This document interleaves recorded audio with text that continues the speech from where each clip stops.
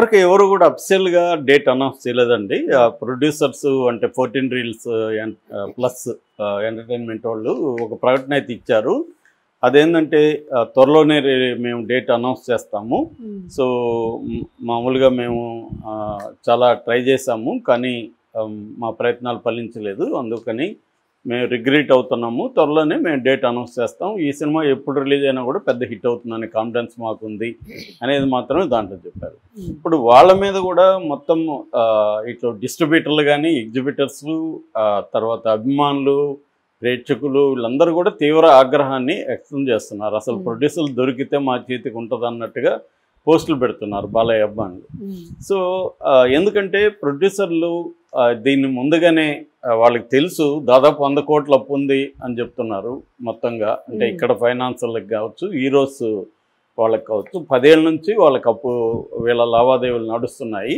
అప్పు ఉందని తెలుసు, వాళ్ళు వస్తారని కూడా వీళ్ళకి తెలుసు. తెలిసి ఎందుకు ముందు జాగ్రత్తలు తీసుకోలేదు, బాలయ్యకి చెప్పి దీన్ని డీల్ చేయాలని వీళ్ళు ఎందుకు అనుకోలేదు అనేది ఇప్పుడు పెద్ద ప్రశ్నగా మిగిలిపోయింది. దానికి వాళ్ళు పబ్లిక్గా సమాధానం అయితే ఇవ్వలేదు.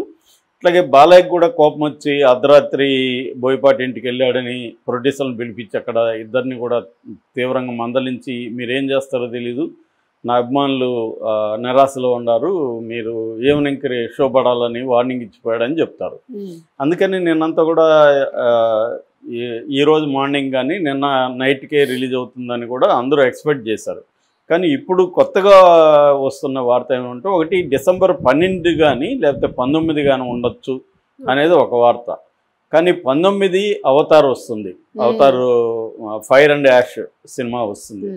సో అది బాగా కాంపిటీషన్ ఇచ్చే అవకాశం ఉంది. ఎందుకంటే అవతార్ సినిమా కూడా ఇండియాలో పెద్ద హిట్ అయింది గతంలో కూడా. ఇప్పుడు కూడా అవతార్ అనేసరికి దానికి ఎక్కువ ప్రిఫర్ చేసే అవకాశం ఉంది, ముఖ్యంగా ఫ్యామిలీస్, పిల్లలు ఇదంతా. సో అందువల్ల అది కాంపిటీషన్ ఇస్తుంది. ఇది ఎందుకంటే పాన్ ఇండియా సినిమా కాబట్టి అది హిందీలో కూడా అవుతారు, మిగతా లాంగ్వేజ్లో కూడా అవుతారు రిలీజ్ అవుతుంది కాబట్టి ఆ ప్రాబ్లం ఉంది. ఇక రెండవది సంక్రాంతికి ఉండొచ్చు అనేది ఒక, అంటే నెక్స్ట్ ఇయర్ అయితే ఉండే ఛాన్స్ లేదు. దీనికి కారణం ఏంటంటే మన బుక్ మై షోలో 2026 రిలీజ్ అని పెట్టేశారు. సో బుక్ మై షోలో పెట్టారంటే ప్రొడ్యూసర్లు చెప్పడం వల్ల పెట్టుంటారు వాళ్ళు. కాబట్టి ఇప్పుడు ఇంకా డేట్లు అయితే కుదరదు ఇప్పుడు. కాబట్టి ఇంకా సంక్రాంతికి ఏమన్నా ఛాన్స్ ఉందా అని అనుకుంటున్నారు. కానీ సంక్రాంతికి టఫ్ కాంపిటీషన్ ఉంది. దాదాపు తెలుగు, తమిళ్ కలిసి 7 సినిమాలు ఉన్నాయి సంక్రాంతికి. మన శంకర వరప్రసాద్ ఉంది, ఆల్రెడీ వాళ్ళు పండగకు వస్తున్నామని పెట్టుకొని వాళ్ళు క్లియర్గా ఉన్నారు. అట్లాగే రాజాసాబ్ ఉంది, 9th వాళ్ళు డేట్ కూడా ఇచ్చారు. ఇక ఈ 2 పెద్ద సినిమాలండి. అనగనగా ఒక రాజు ఇంకా తేలలేదు, కానీ నవీన్ పోలిశెట్టిది అది కూడా ఉండే అవకాశం ఉంది. అట్లాగే నారి నారి నడుము మురారి ఒకటి వచ్చే అవకాశం ఉంది, శర్వానందది. అది కాకుండా విజయ్ది, తమిళ్ విజయ్ది జననాయకన్, అది లాస్ట్ సినిమా అయింది, అది చాలా బ్యాంగ్తో అది వస్తుంది.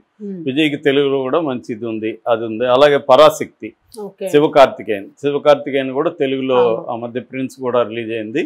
శివకార్తికేయన్ కూడా పోటీ ఇచ్చే అవకాశం ఉంది. మెయిన్గా ఏంటంటే first of all theatres distribute అయిపోతాయి, దొరకవు అనమాట. సో అందువల్ల రెండోది ఏంటంటే మన వరప్రసాద్, రాజాసాబ్ ఈ 2 కూడా ఫ్యామిలీ సినిమాలు, ఫ్యామిలీ వెళ్ళే అవకాశాలు ఎక్కువ ఉన్నాయి. ఫస్ట్ ప్రభాస్కి ఇంపార్టెన్స్ ఇస్తారు థియేటర్లు కూడా. రెండోది ఏంటంటే పాన్ ఇండియా సినిమాలు ఇవన్నీ కూడా. అందుకని బాగా కాంపిటీషన్ అయితే ఉంటుంది. సంక్రాంతికి రిలీజ్ అనేది డేంజరస్ బాలయ్య ఈ సినిమాకి. కాబట్టి సంక్రాంతికి కూడా ఉండకపోతే మళ్ళీ ఎప్పుడు ఉంటుంది, ఫిబ్రవరియా మార్చా అన్న డౌట్లు అయితే వచ్చేసాయి జనాలకి. సో దీని పట్ల ఇప్పుడు సీరియస్గా నిన్న చాలామంది డిస్ట్రిబ్యూటర్లు మాట్లాడారు, ఎగ్జిబిటర్లు మాట్లాడారు, కొంతమంది థియేటర్ ఓనర్లు వచ్చి వాపోతూ మాట్లాడారు. ఎందుకంటే వాళ్ళకి సడన్గా 2000 థియేటర్లు బ్లాక్ అయిపోయినాయి.